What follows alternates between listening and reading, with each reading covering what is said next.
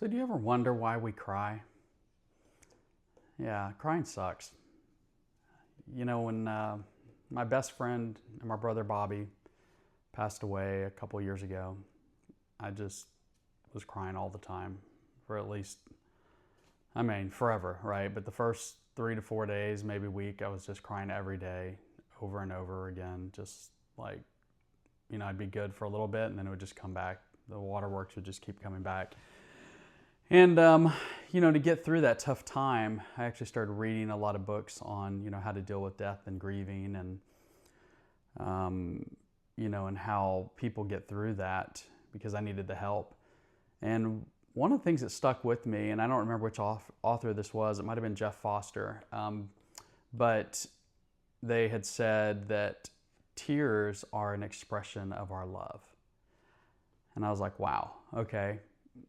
That's pretty big if you really think about that, and especially when you're grieving. Sure, it's painful and you're crying and it hurts and you're down, but if you kind of flip that and think about why you're crying, it's love, right? You're giving love when you cry. It's an expression of love. And same thing if you're if you're hurt, physically even, you're crying, right? You're crying because you're in pain, freaking hurts, but you're also giving love to yourself, right? Your self is sympathetic and trying to show emotions and crying for yourself to get through that pain.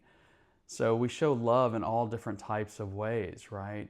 And with crying, it can be love for someone else or it can be love for ourselves. But tears are an expression of love. It's not just pain, and that's what we often think about is like, oh, I'm just hurting so bad, it's pain. And sure, you are hurting. I'm not trying to diminish that at all, but those tears are expressions of love, and it's just something nice to think about. Kind of flips it around and gives it more of a positive spin. So next time you cry, think about that. Think about why you're doing that, and think about the person that you love or yourself. And know that there's some good there. So, all right, guys, that's all I have for today.